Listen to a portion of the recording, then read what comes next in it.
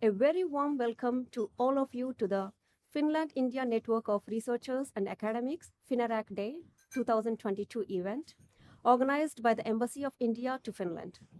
This event is being organized as part of the Azadi Ka Amrit Mahotsav week to celebrate 75th anniversary of India's independence. The objective is to work on the growing synergy between India and Finland in the area of research and development across different sectors. FINERAC aims to facilitate interactions among its members to promote research collaborations and provide peer support. It also seeks to enable and increase collaborations between Finnish and Indian universities and research institutions.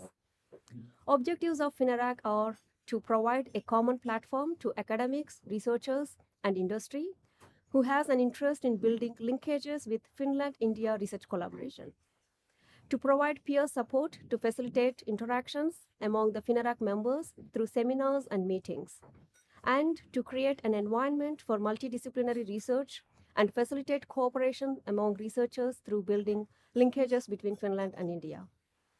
The long-term goal of FINERAC is to create and contribute to sustainable and strong research relations between Finland and India, to build awareness on research opportunities in Finland and India, the available talent pool, and vast knowledge across different fields of research. FINERAC has an executive committee and 2 working groups with tasks focusing on communication and organizing FINERAC activities. We have a LinkedIn group where we share open researcher positions in Finland, funding proposal calls, etc. You may consider joining our group for networking. This year's event will be focusing on important and practical topics related to biotechnology, sharing scientific research and best practices in Finland and India on biomedical technology, synthetic biology, and circular bioeconomy. These technical sessions will be led by reputed scholars from Finland and India. Today's program starts with an inauguration followed by special address and keynote addresses by eminent scholars. We will have a coffee break followed by a plenary session on biomedical technology and lunch break. We will resume with second plenary session on synthetic biology followed by a coffee break. And finally, with the last plenary session on circular bioeconomy followed by closing remarks and vote of thanks. Now we move on to the beginning of the inaugural session.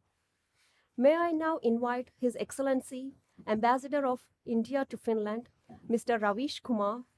Ambassador Kumar arrived in Finland 2 years ago and has been very closely working with Indian and Finnish stakeholders to deepen our bilateral relationships. Thank you very much, Ambassador Kumar, and the floor is yours. Thank you, Vidya. Good morning, everyone. Dr. Rajesh S. Gokhale, Secretary, Department of Biotechnology, Government of India. Sir, we are very grateful that you could join us today. I'm aware and we are aware that today is a holiday in India. We are celebrating the festival of Krishnastami or Janmashtami as we call it. Distinguished moderators and panelists, researchers and academicians from India and Finland, members of FINERAC, the ExCom of FINERAC, friends, I welcome you all to the third FINERAC Day.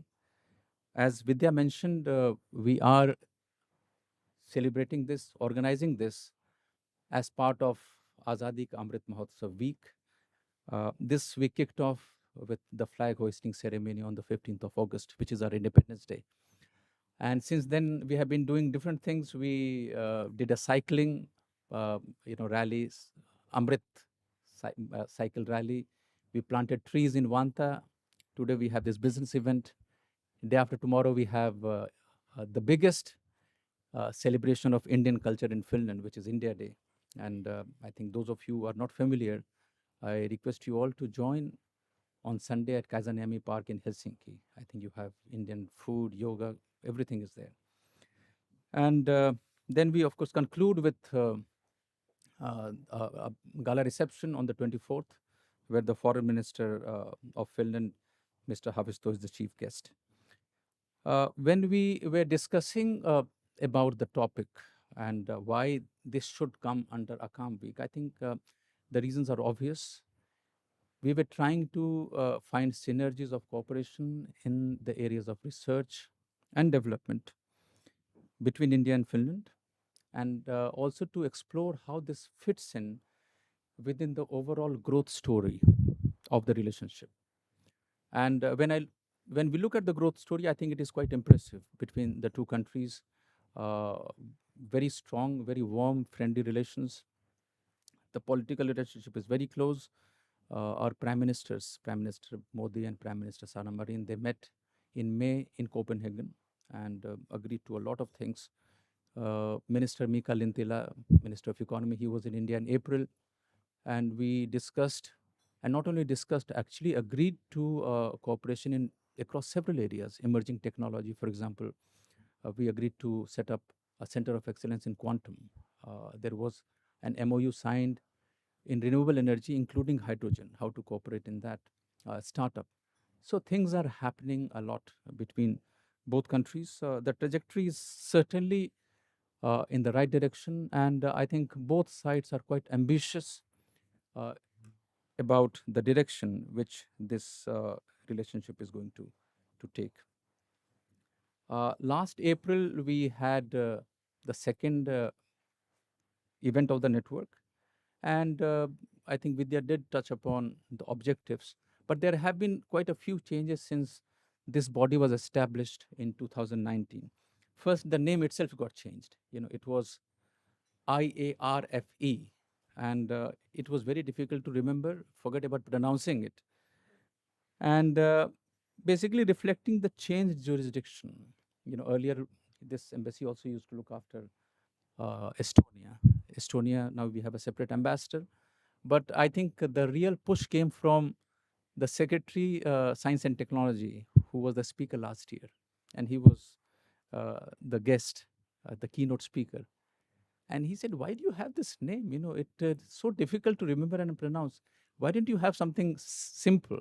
And then we got this opportunity with the change jurisdiction, and the XCOM and the people met, and we came up with this name, which is easy to remember, and also which still had a website address which was free, and there was no squatter on this.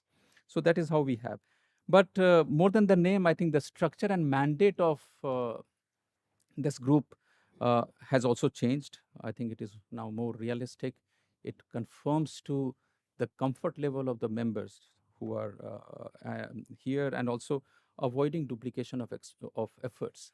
There are bodies who are involved in this field, and we were trying to do something where we don't do what they are already doing in terms of, for example, mobilization of funds, or in other areas as well. But the objective remains to facilitate interaction and peer support on collaborative research ideas. Still a long way to go, but we are taking baby steps in the right direction, where domain experts and professionals can identify synergies and modalities of cooperation. Our estimate is that there are around 300 postdocs and researchers in Finland working in research entities and as senior faculty in universities. We have a LinkedIn platform for the group, which from last year we were 193, today we are 371. So it is growing, and I think there is a recognition that this body is required to bring everybody who are in this field on a common platform. And there is also a feeling, when I interact, that this group is well placed to complement our bilateral cooperation in emerging technology areas, and also can promote cooperation in higher education, which is crucial for the success of any bilateral cooperation. This fits in very well with the overall sentiment, as I mentioned, of the relationship. Uh, Last year, I did mention about the Prabhas platform. It is a portal which is set up by the government of India, and the portal invites and encourages Indian diaspora to come forward and join hands to help address the societal challenges in India. Through Prabhas, the scientific diaspora, scientific Indian community who are based abroad, can continue to work together and collaborate with Indian scientists through discussion fora and R&D projects, trainings, webinars, fellowships, etc. I think FINERAC fits in very well with the objective for which Prabhas has been set up. On the topic for today, a lot of effort has gone into selecting uh, this topic. It was a common view that biotechnology as a topic is of interest to both countries. There are tremendous opportunities to collaborate. We have an MOU between Department of Biotechnology and Business Field signed in November 2018, and there have been follow-up meetings as well. But there are possibilities of collaboration across different themes under this sector. I mean, for example, setting up a biobanks in India. I think people have been talking about it. Sharing regulatory practices, MI achievements, uh, commencing of annual startup event to Slush in India, and joint calls for industry academia uh, collaboration on the themes of the MOU. And I feel that FINERAC can actually be a very useful platform to promote this kind of collaboration. Uh, and how do we kind of dovetail this group into achieving some of the objectives? I think it is something which we have to discuss internally. I think the embassy and the FINERAC members, and how much we can contribute to take it forward. I think that we will have to sort out at a later stage. But a lot of effort has gone into putting this together. My sincere thanks to the EXCOM of FINERAC. We have had meetings in the past in the process of reorganization, and also to Vidya, our moderator for today. Where is Vidya? Yeah, sorry.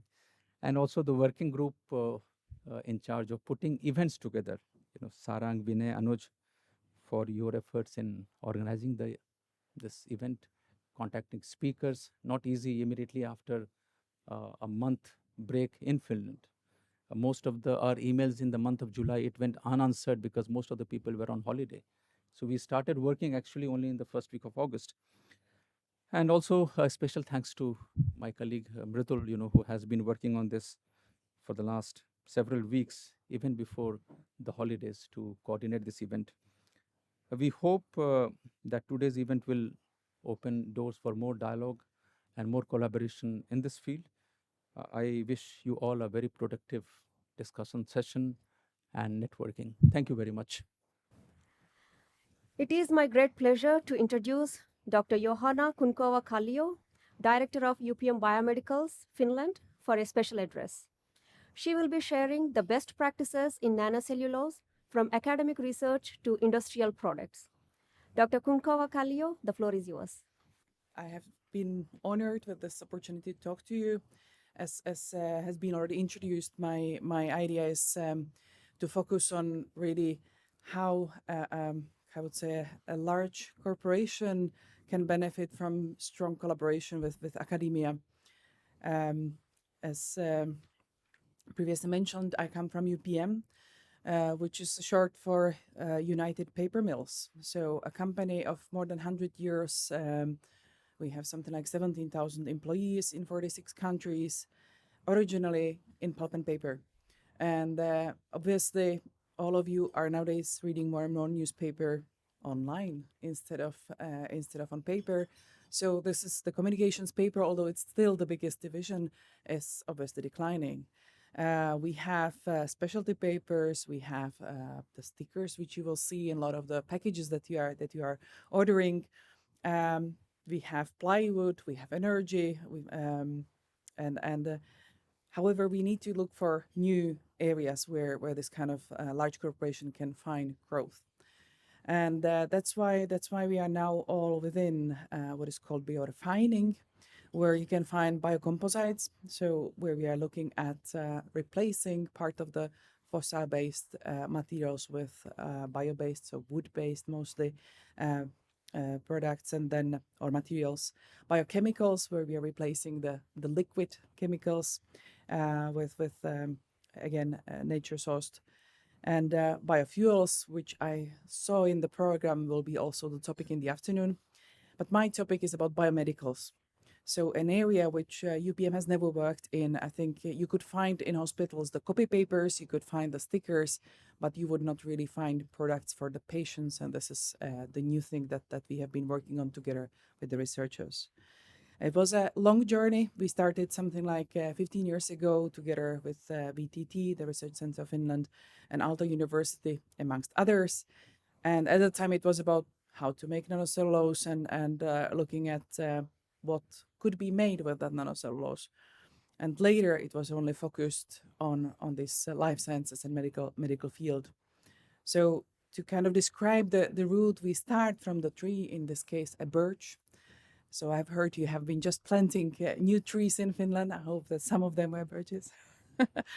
Then they are chopped into wood chips, then into cellulose. So this is a standard process. We don't have to modify. But then comes the magic when we make nanocellulose, and this is something that has is a special material, behaving quite differently from the traditional cellulose, and manufacturing in a level that you are able to then use it in patients. So that's something new to the company as well, from copy paper to products for patients. So just in brief, cellulose has been used for centuries in healthcare. Obviously, it has its good properties, it's biocompatible and that. But when we go into nanocellulose, the fibers are very, very fine. We are looking at a couple of nanometers in diameter. To give a example, it's 100,000th kind of fraction of a paper thickness. So that gives you an idea, but they're very, very long. So in our case, these fibers are tens and hundreds of microns long, which makes it the ideal environment for cells. They love to, they feel that they're like at home. And so here comes my story about research.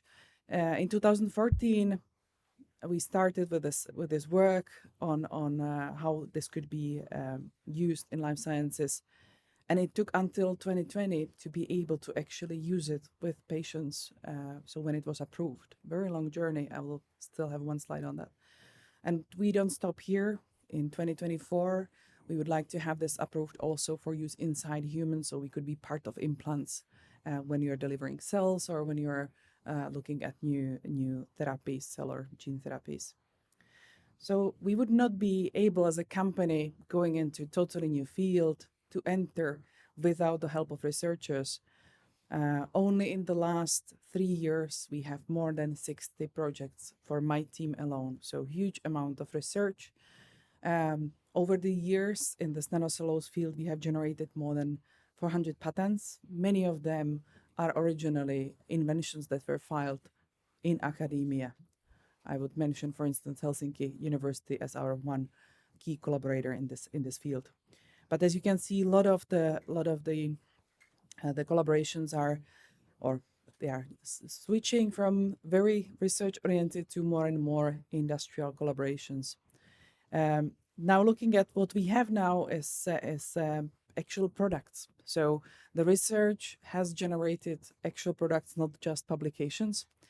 And I'm very, very proud for that, that we are able to kind of bring this to life, the ideas that were once more like science fiction. So we have products that are for 3D cell culture, which is a way they are used in the way where you are kind of reducing from the 100,000 molecules to the final one molecule that is then registered as a new medicine.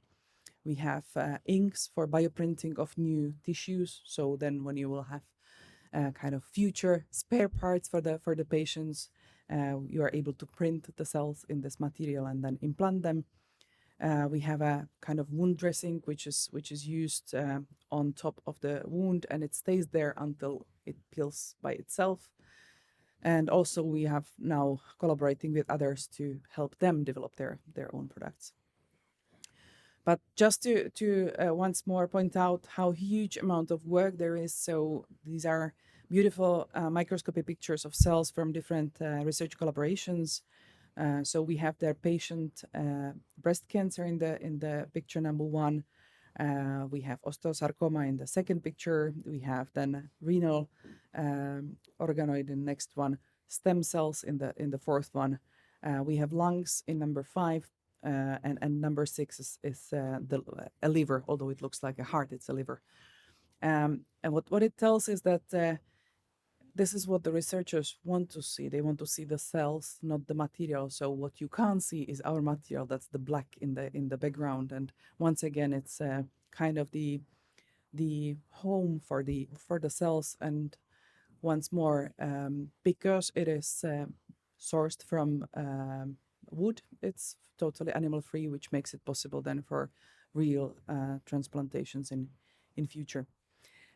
Looking at research, so when I said we started from more like academic research where you would have a guy with a pipette and a lot of hours, we are more and more in the area where this is fully automated, and this is something that we pride ourselves in, that we are actually really able to bring it to the pharma in high throughput. So instead of having one well, you would have then 1,536 in the same go.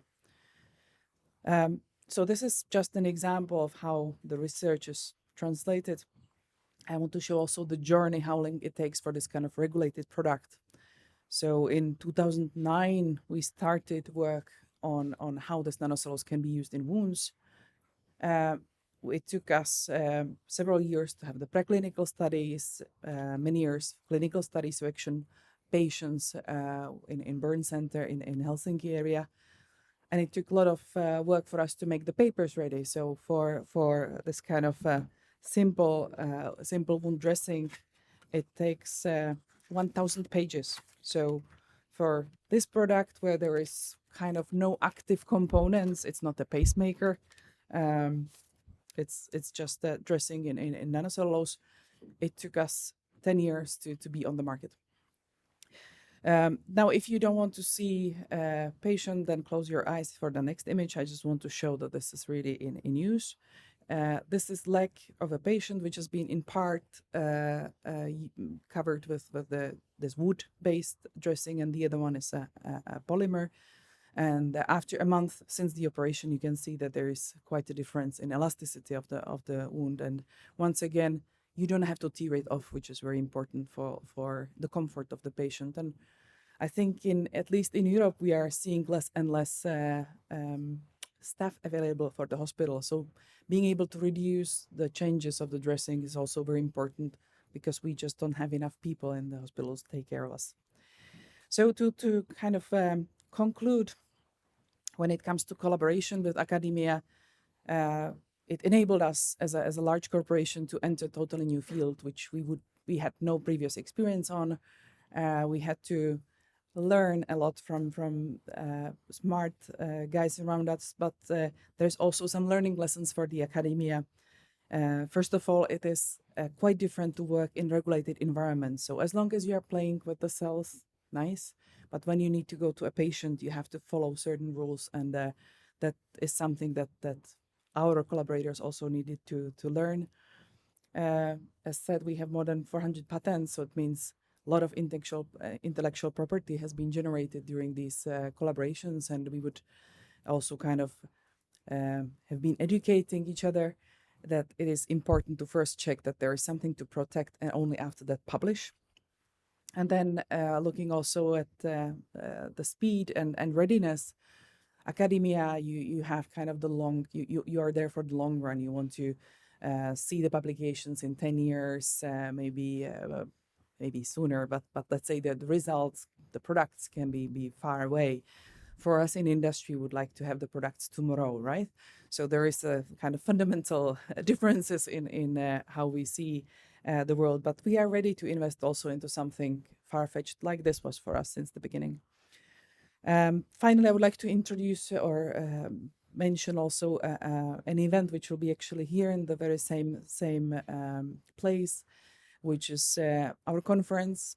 We started it 8 years ago, and we started from a few tens of researchers, and then when we were forced because of COVID to go hybrid, we suddenly had 300 researchers online, and last year we had 700 researchers online and some even on site. So we are hoping that those people who are working in the 3D cell culture or regenerative medicine would be also joining us. So that's all from me. I thank you very much once again for the invitation, and I hope that this has maybe inspired not only the big companies on the other side to wander into new areas, but also the researchers to kind of take interest what's happening in the industry. Thank you very much.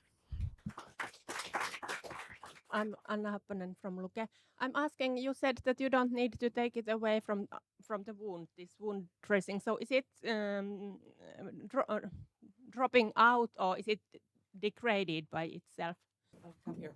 So the nanocellulose kind of maintains a little layer of water between the wound and the dressing, and that it allows then to the dressing to kind of peel off by itself once the new skin is formed. It is my great pleasure to introduce Professor Merja Pentila, VTT Research Professor in Circular Bioeconomy Finland and member in the Scientific Committee of European Union's Circular Bio-Based Europe Joint Undertaking, who will be joining us as a keynote speaker. Professor Pentila, the floor is yours. Dear listeners, so it's very nice to be here talking to you. So I think my first real contact to India, or I was visiting India, was tens of years back when I was teaching at the IIT Delhi, New Delhi. So that was a very nice experience, and of course we have had quite a lot of contact since then. I'm a professor, research professor at VTT, and also part-time professor at Aalto University in synthetic biology. And I worked on biotechnology and synthetic biology my life. And I would first like to make sort of three statements, because I have only actually recently come to realize how radical a technology biotechnology is. It's unlike any other technology, because we are using biological synthesis power to manufacture things, and we are using the DNA as a code. So now I'm not only talking about utilizing what nature has made us, the biomass, but also really using biotechnology, biology to make things for us. And it's also perfect fit to bioeconomy, because we know there are no waste streams in nature. So nature has all the let's say the capabilities, the mechanisms to degrade, to turn over waste or biomass, and synthesize highly complex molecules and structures and functionalities out of that material. And then what is coming, and this would really revolutionize, I think, our future and be very powerful, is the merger of biology and artificial intelligence. So I would think that in 20, 30 years, we would have biological mechanisms in a digital form, and we can also carry out evolution in silico. And then we can test some of the things which the computer says us could be useful in real life in the laboratory. And think about how powerful it is. So we could go back to nature in a way, and I would like to state that now that we want to transition from fossils to renewables to sustainable world, we need to consider the most modern technologies when we do this.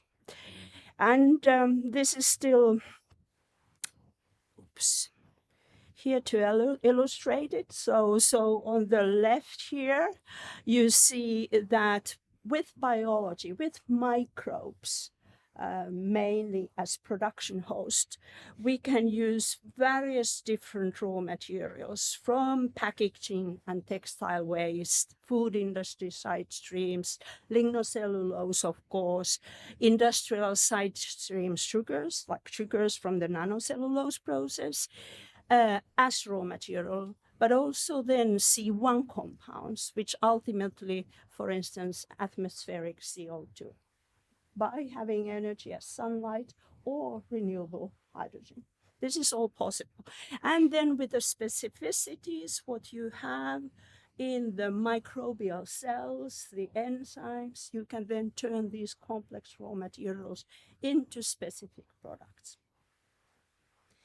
And then with synthetic biology, you can have new tools where you can play around with the DNA, you can modify the things, you can use automation. And do this much more efficiently. That's the promise. And this is a classical way how we think about biorefineries and biotechnology, so that you have usually the carbohydrate feedstocks. And then you do some pre-treatment, maybe with biological tools, enzymes, to make sugars. And these sugars then are very good material feedstock for the microbes to do the conversions, whatever they are sort of designed to do, to then make enzymes itself or various different chemicals, materials, fuels, bioethanol being one good example. And the enzymes then can be used to treat the biomass or modify like the nanocellulose fibers or the fibers, packaging fibers. But then here I would state also on the right that the diversity and added value chemicals come out from using also the waste stream sugars to really convert them to platform chemicals and materials. And synthetic biology and biotechnology comes really here, where you can engineer the enzymes so that they work in the best possible way. You can engineer the enzyme producing organisms so that they produce as much as possible of the enzymes. And then you can engineer the microbes so that they can do the complex chemical conversion reactions within the cell to get you to these products here. So that's the concept of sort of biorefineries and biotechnology. So in the next slide, I have listed some of the benefits in a way what you have in biotechnology still, and also some examples what we do at VTT. So biotechnology is really enabling. You can do many things. And one of these examples is that if we take a fungus, trichoderma, which is an industrial production host for enzymes in large scale, so the same organism can be used, for instance, to produce human antibodies, which are really humanized, complex structures, so that even their glycosylation modifications is similar to humans. So you can engineer the cells to do that.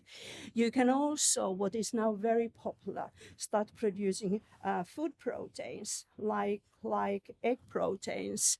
So we have a company, Onego, which uses trichoderma to produce egg proteins. So you don't actually need to grow chickens to produce egg white, for instance.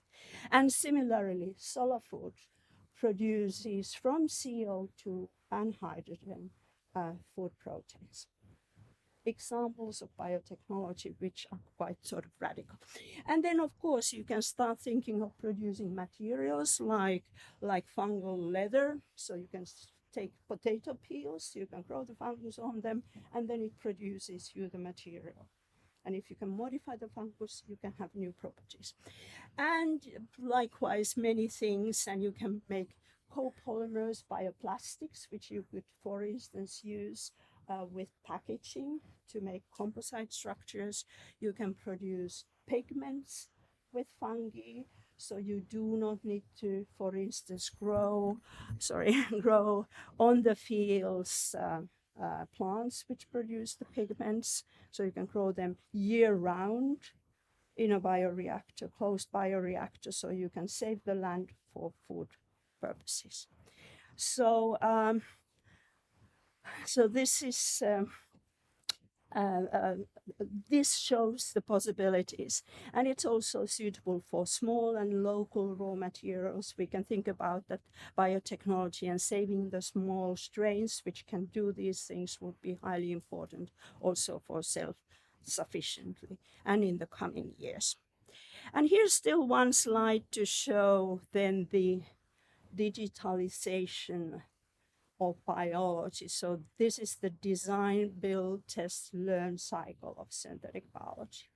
And what it means, and this is already happening, of course, at the moment, is that we design with computers the cells, how we would like them to be, and then we design the DNA, which would then dictate how the cells would be, or what the products would be. You would then order from companies synthetic DNA, and you would put that then in the build phase to the cells rapidly using robotics, using these new tools like CRISPR you may have heard. And then you would have automated robotics which would cultivate the cells. They would screen and test them, which are the best ones, and get that information, store that in databases. And then in the learn phase, you would then make sense of this. You would learn more from biology, what the changes would be. And thus you can then go around the cycle again, and then the best strains go to the process. And all this plus the process would then be put into digital form. And this is then at the moment what is happening, and how we can then control each of these phases, how you bioengineer and biomanufacture. And here is a quote you may not show. It's George Church, who is the pioneer in synthetic biology, who has said that anything that can be manufactured with today's technologies can tomorrow be manufactured through biology. And that's a very bold statement, but in principle it is true, because we can also make those molecules which can be made from oil today. It's not yet efficient, but then we can make all the functionalities and modify them, which are now found in nature. So at the EU level and in US, for instance, so EU has launched the term biointelligent manufacturing. So that's in the EU manufacturing technology platform vision, thinking that it's, let's say, 20 years time, biotechnology or biointelligent manufacturing would be much more pronounced. And also in US, they have a big program now called Biomade, where companies, governments are together to really, from the molecular level up to manufacturing, upscaling the processes, so boost up biotechnical production. And of course, we know that there are some biology people in the Biden government now having advice, and biotechnology and IT are two of the, or AI are two of the disciplines which they think should be taken towards work. So combining circular bioeconomy principles, but driving there through biology and artificial intelligence, the bioengineering platform. So this is how one could see the future. Last thing, I have listed here some of the things which we just came to my mind. I mean, there are lots more about our interaction, and this is now from VTT's point of view to India. So we have had and have at the moment company collaboration, for instance, in bioethanol, bioplastics production. And then there was a very big EU project some years back called BioCore, where we studied different raw materials, and Indian rice straw was one of the examples. So instead of burning it, how could you turn that into different kinds of products? And the partner there was Terry. I just listed two of the scientific collaborations we have had, or where I have been involved with Professor Sarol Mishra years back already, IIT Delhi, and then Guan Jaraman from IIT Madras. And then we have, at the moment in close proximity to me, we have two excellent scientists from India. And Prat is here, I saw, and Gopal is probably not there. So we really appreciate the scientific skills of some of the people we had. And then I have listed collaboration possibilities. So what I see in biotechnology, and in particular from VTT's now point of view, that it is really the bioinformatics AI which India has very good skills, and you have also, to my understanding, still very good bioprocess development and scaling up and control of the bioprocesses. So these would be some of the skills I would think that Finland and at least VTT would be sort of desperately sort of wanting to collaborate with as two different fields. Of course, there could be very many. So thank you for the opportunity.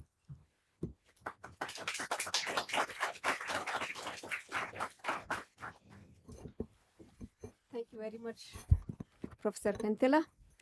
And it's really wonderful to see how the field has evolved. When I first met you back in 2006 at VTT, because I started my career in Finland at VTT Research Center of Finland. And it's really amazing. And also see some of the colleagues who are still, in touch, Gopal Vedinti, for example. So yeah, it's really wonderful to see all these developments. And any questions from audience? Yes, please. Just a second, please. Mic is coming. You talked about this bioinformatics and AI. Would you be able to give some examples around that? Some use cases? Yeah. So one of the, let's say, most simplest example is that we can utilize the whole genomic information out. I mean, whatever there is in biology, and the genomes have been sequenced, so all the genes are there. So we should be able to mine the genes and also understand that what is then the functionality the genes encode in a way, because they then encode proteins which make then chemicals, make then the materials and so on. So that's one. And along with that is, of course, where AI comes into picture is the prediction. So it's the prediction that how would be these genes and the proteins they encode, how would they then be contributing to the functionality of the cell, for instance. Or then what we are doing at the moment is to designing materials, new biomaterials. I mean, you could use AI tools to say that, okay, I would wish to have this property. What kind of a chemistry does the polymer need to have, for instance? And then it's the whole digital, making biology digital. And then finally to go beyond AlphaFold, which you may have heard, which can now predict the 3D structures of proteins. So what would be the function of the protein? So there is still a lot to do with AI. That's great. Thank you. Thank you. And may I take a liberty to ask one question, Professor Pentila? How long do we need to wait to get egg whites without the need of chickens? It's another thing, of course. I mean, these are quite sort of niche or small markets we are now targeting, but at least it makes people aware.